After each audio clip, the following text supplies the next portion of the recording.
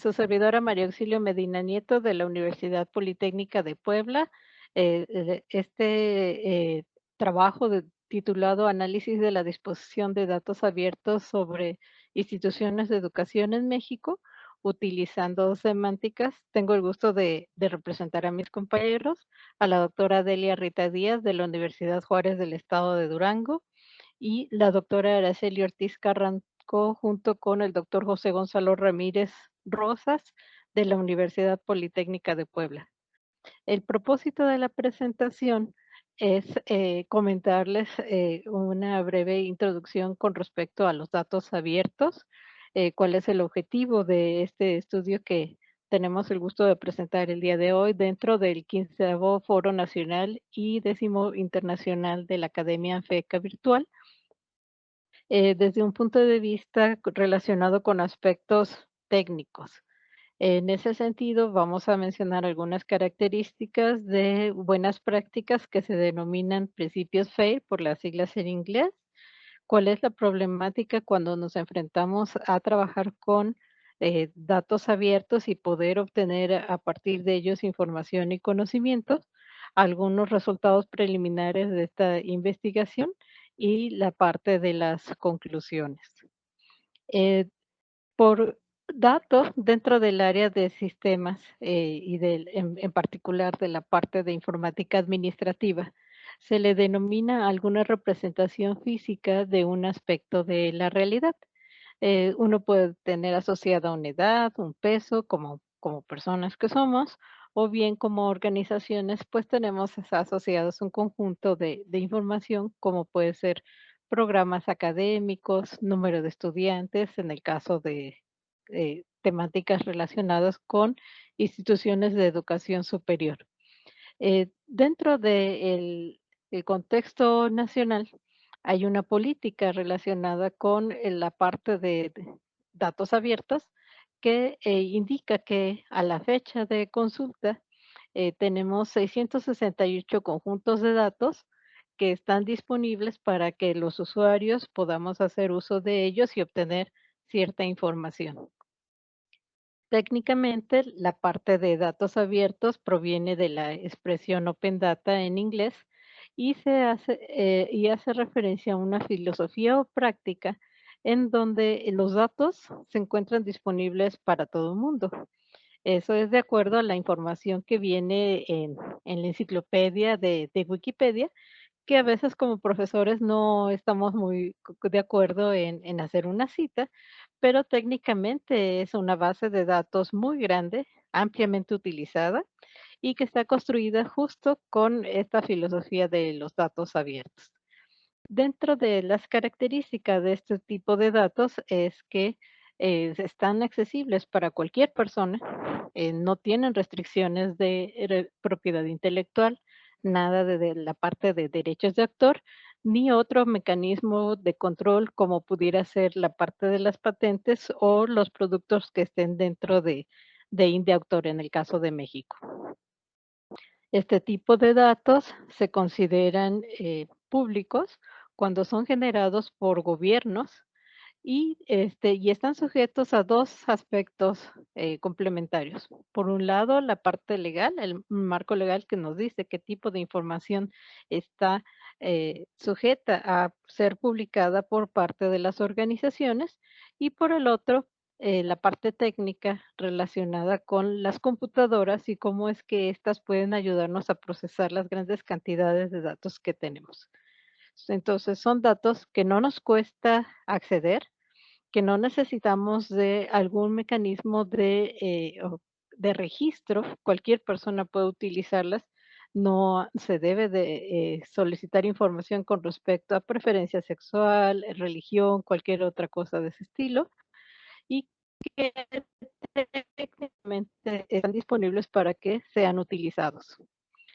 En cuanto al marco legal para México, existe una normativa que surgió a partir de un decreto presidencial en el 2014 y que ha trascendido los diferentes niveles de gobierno, de tal manera que está vigente una política de datos abiertos en donde se establece que las instituciones que operan con financiamiento público a nivel gobierno federal, municipal o estatal, tienen que publicar sus datos dentro de un sitio en particular, el cual es datos.gov.mx.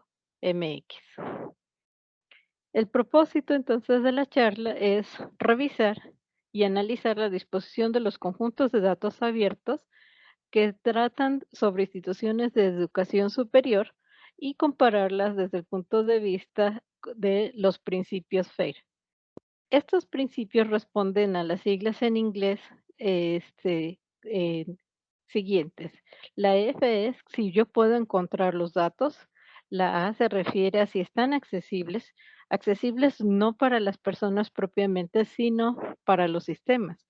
Es decir, para que las computadoras o servicios web puedan hacer uso de esos conjuntos de datos para que se puedan hacer operaciones de intercambio entre los datos, que es la letra I, interoperable, y finalmente para que este conjunto de datos se pueda volver a utilizar y atienda demandas ciudadanas como transparencia o relacionadas con rendición de cuentas o algunos otros fines.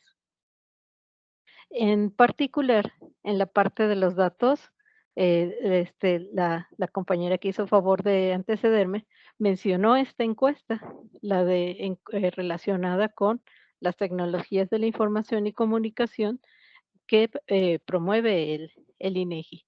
Y desde un punto de vista técnico, podemos descargar estos datos, analizarlos y observar que, como ejemplo, el número de datos que están disponibles, pues sí requiere de ciertas capacidades de cómputo. Un archivo de esa encuesta se forma por 82 columnas y tiene 58.154 filas. En ese sentido, necesito un poder de cómputo que excede las capacidades de una máquina promedio. Y entonces se requiere para trabajar con estos conjuntos de datos de herramientas que permitan manejar grandes cantidades de datos que estén estructuradas y una de ellas, en particular en este estudio que hicimos, utilizamos esta herramienta de Google, que es gratuita, es software que se puede utilizar simplemente descargándolo en diferentes sistemas operativos y de esta manera hicimos un pequeño análisis de cómo están las instituciones de educación superior en términos de datos abiertos. ¿De quiénes? Si hay hay datos y de quiénes no. Entonces, por ejemplo, el Consejo Nacional de Ciencia y Tecnología tiene un registro de todas las organizaciones que se dedican justamente a generar ciencia o tecnología y que están sujetas a algún mecanismo de fiscalización y son legales, ¿no? O sea, cumplen la parte del marco legal para poder recibir financiamiento. Y entonces, dentro de estos datos que están disponibles en formato de tabla, encontramos que el número de organizaciones que existen dentro del RENIECIT, al menos hasta 2018, porque no hay datos más recientes de este directorio, es de 14.480 organizaciones. De esas organizaciones, las que corresponden a partir de un estudio experimental con instituciones de educación superior, encontramos 457 que contienen en su nombre la palabra universidad. En este cuadro pueden ver algunos ejemplos.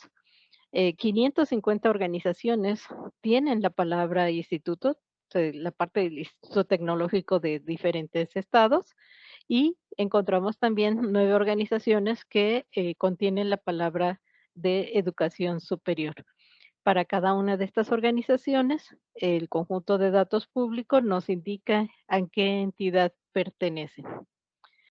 Sin embargo, hay problemas técnicos que nos atañen con respecto a estos datos, como puede ser el hecho de que se les tiene que dar mantenimiento y entonces, como ejemplos, se menciona el modelo de evaluación institucional, que es reciente, del año pasado, y también existe una estadística histórica de cómo, cuál es la calificación y cuáles son los indicadores de cada una de las instituciones, en particular de las instituciones de educación superior, pero al hacer la consulta de este conjunto de datos, no siempre están disponibles.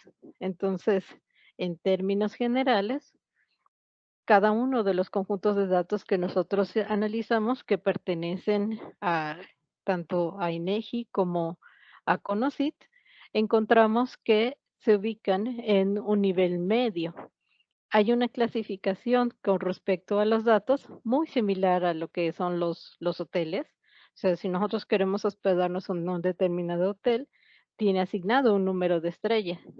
Lo mismo sucede para los datos y para las fuentes públicas y las fuentes oficiales que tenemos en México, el nivel es en medio, es decir, en una categoría de 3 estrellas. A manera de conclusión, podemos identificar que las instituciones de educación pública difunden sus conjuntos de datos en un marco debidamente regulado. Todas están sujetas a la política de datos abiertos que establece la norma. Eh, Técnicamente, las instituciones publican sus datos en tablas y esas tablas se generan o se almacenan como archivos con extensión CSV. Tenemos también que estas 4 características relacionadas con encontrar los datos accesibles no son generalizadas, sino dependen de cada una de las organizaciones que publican los conjuntos de datos. Y entonces, en ese sentido, podemos decir que se adhieren relativamente a los principios FAIR.